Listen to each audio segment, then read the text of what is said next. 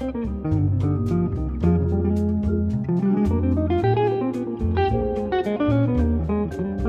right, listener, today we're going deep on something, something kind of silent but really important.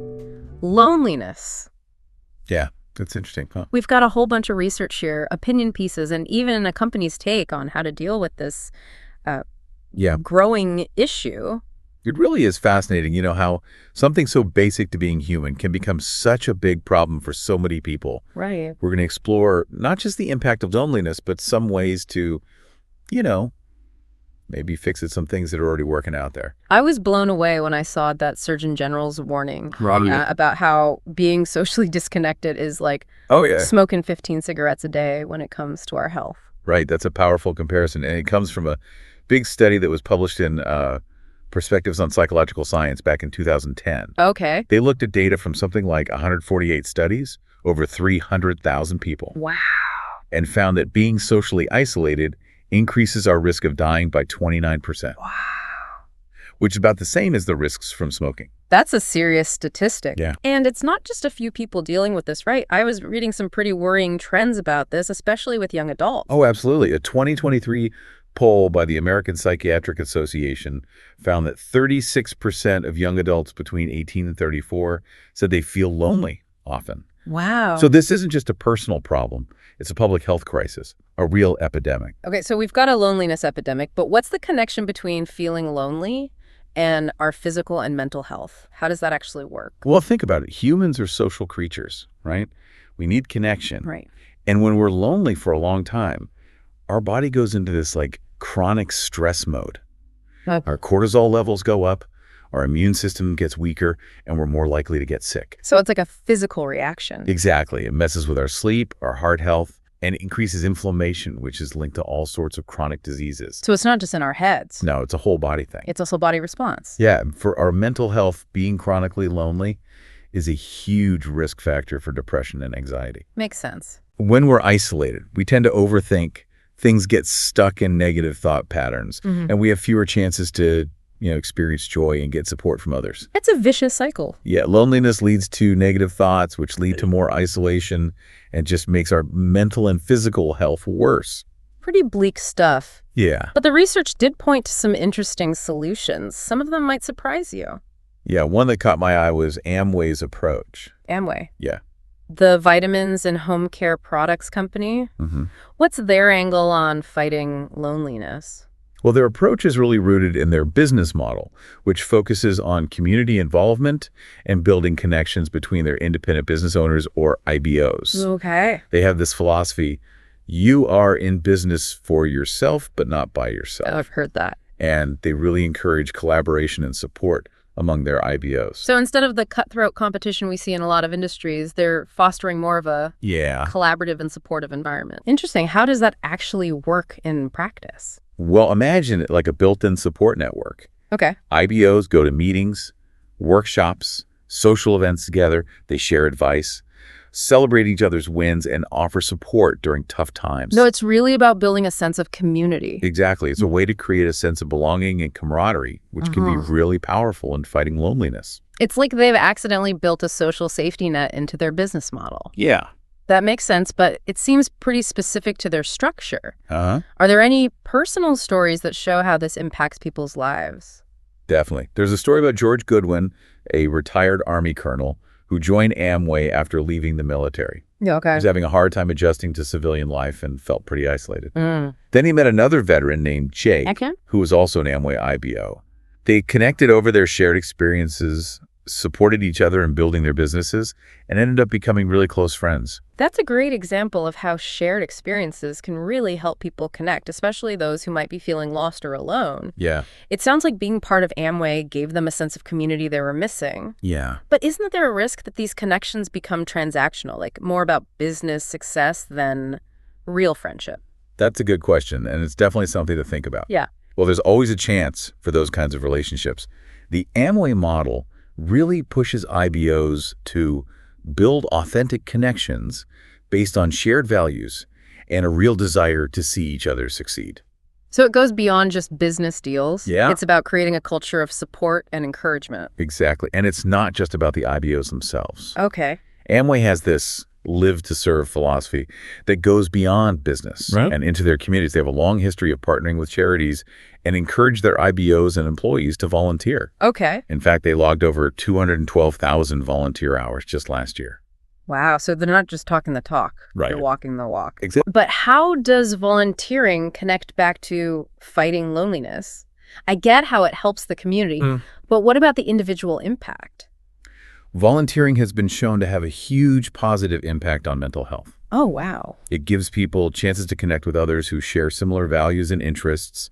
It builds a sense of purpose and accomplishment and helps us shift our focus away from our own problems and towards helping others. So it takes us out of ourselves. Exactly. All of these things can help reduce feelings of loneliness and isolation. Okay, so they're tackling loneliness on multiple levels through their business model, which builds community among their IBOs, and through their philanthropy, which encourages social engagement and service in the wider community. It's a pretty multifaceted approach. It really is, and it highlights the fact that fighting loneliness isn't just about individual effort. It's about creating structures and environments that promote connection and belonging.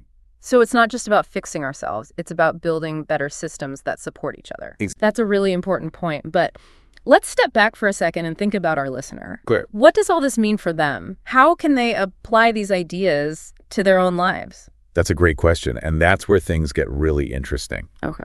We've seen how a company like Amway is tackling loneliness through its structure and philosophy. Yeah. But what about the rest of us? What can we do as individuals to fight loneliness and build more meaningful connections in our lives? That's what we'll explore next. Looking forward to it. So we've got this this problem with many sides to it. Yeah. And as you said, there's no magic bullet solution. Right. But what are some practical things that people can do to start feeling less lonely?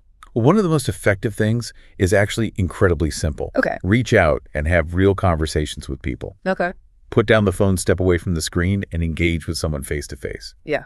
It sounds basic, but we often forget how powerful genuine human interaction can be. I get that. It's like we've gotten so used to those online interactions that we've forgotten how to just be present with each other. Exactly. And that's where community initiatives can be really helpful. Okay. Things like community gardens, book clubs, volunteering. Okay. They create spaces where people can connect over shared interests, build relationships naturally, and feel like they belong. It's about finding those things we have in common. You know, like a passion for cooking or love of nature or just wanting to make a difference.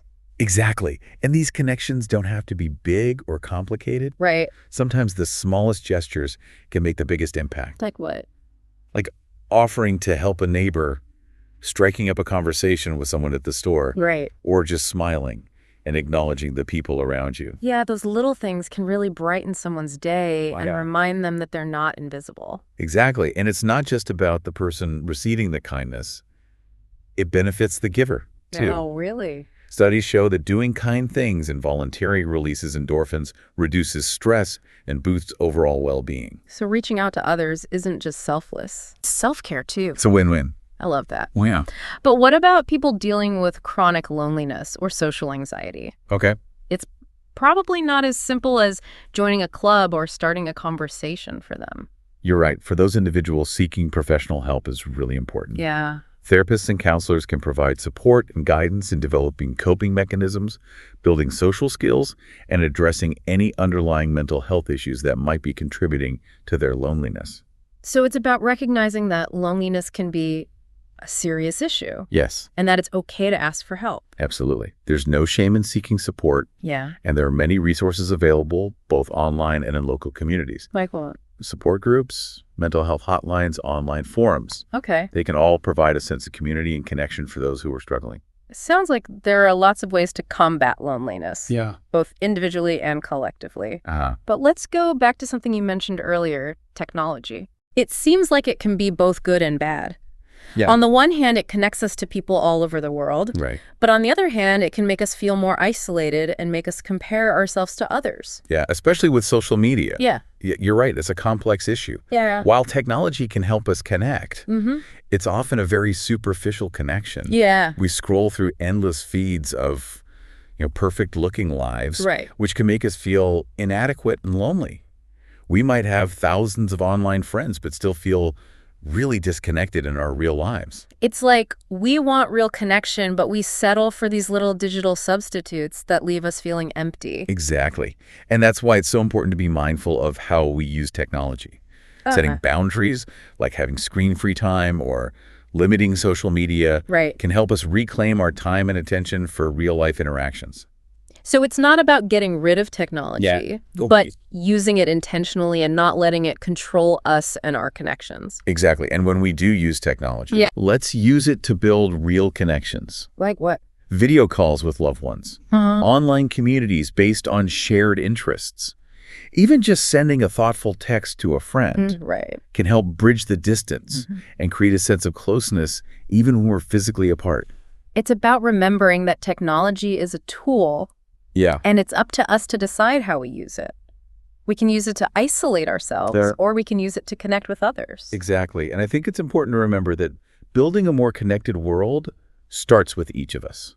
It starts with being present, being kind, and being willing to step outside of our comfort zones to build those meaningful connections that make our lives and the lives of those around us better. That's such an important point. It's not about waiting for someone else to fix this. It's about each of us taking responsibility and doing something about it. Exactly. So listener, what small step can you take today to connect with someone or brighten someone's day? Maybe it's calling a friend you haven't spoken to in a while, volunteering at a local charity, or just starting a conversation with a stranger. Remember, every connection counts. It really does. And by fostering these connections, we not only improve our own well-being, but also contribute to a more vibrant and supportive community for everyone. You know, as we're talking about all this, I'm starting to see something in the research. It's like there's this fear of being vulnerable that keeps us from really connecting with others. That's a good point. You know, we live in a world that often sees vulnerability as weakness. We're told to toughen up, hide our feelings, and not show our struggles. But the funny thing is that real strength comes from being open and honest with each other. Like we're building walls instead of bridges. Exactly. Those walls might protect us from getting hurt. But they also stop us from experiencing real human connection. They keep us stuck in our own little worlds. And just make those feelings of loneliness and isolation worse. So how do we break down those walls? How do we find the courage to be vulnerable and let people in? It starts with small steps. You know, maybe it's sharing a personal story with a close friend or telling someone we care about how much we appreciate them. It's about letting ourselves be seen flaws and believing that people will be kind and understanding. So it's about shifting our mindset from fear to trust. Trusting that we're worthy of love and connection even when we're not perfect. Exactly. And it's important to remember that vulnerability is contagious. What do you mean? When we open up, it gives others permission to do the same. It creates this ripple effect of honesty and connection that can spread through our relationships and communities. So we're creating a safe space for each other to be ourselves. That's a great way to put it. And when we feel safe and accepted for who we are, that's when real connection can happen. This has been such an eye-opening conversation. I think we tend to overthink the solution to loneliness. You know, we look for these big gestures and complicated programs, but maybe the answer is much simpler. Maybe it's just about showing up as our true selves. Being present with each other and offering a little kindness and compassion along the way. I totally agree. It's about realizing that we're all in this together. We all have struggles, we all have fears, and we all want connection. And when we can see that shared humanity, that's when the walls start to come down and the bridges start to form. So well said. So, listener, as we wrap up this deep dive, we want to leave you with this thought.